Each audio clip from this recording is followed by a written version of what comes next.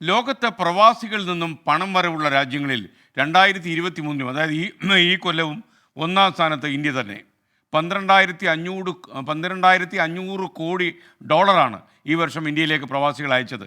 കഴിഞ്ഞ വർഷത്തേക്കാൾ 1,400 കോടി ഡോളറിൻ്റെ വർധനയുണ്ട്. ലോകബാങ്ക് പുറത്തുവിട്ട കണക്കുകളിലാണ്.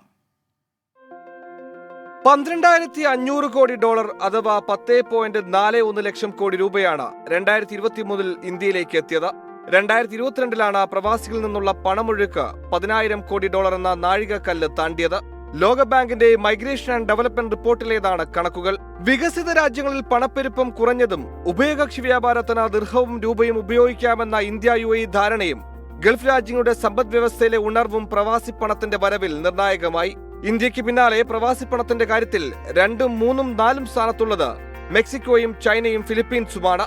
മുൻകാലങ്ങളിൽ ഗൾഫ് രാജ്യങ്ങളിൽ നിന്നായിരുന്നു പ്രവാസി പണം കൂടുതൽ എത്തിയിരുന്നതെങ്കിൽ 2022 23 അമേരിക്കയിൽ നിന്നാണ് കൂടുതൽ പണം എത്തിയത്. UAE, Saudi Arabia, Kuwait, Oman, Qatar എന്നീ രാജ്യങ്ങളാണ് അമേരിക്കയുടെ പിന്നിൽ. 2022 24.4% വളർച്ചയാണ് ഇന്ത്യയിലേക്കുള്ള പ്രവാസി പണത്തിലുണ്ടായത്. ഈ വർഷം 12.4% വളർച്ച. GDP-യിൽ 3.4% പ്രവാസി പണത്തിന്റെ പങ്ക്. Research desk 24.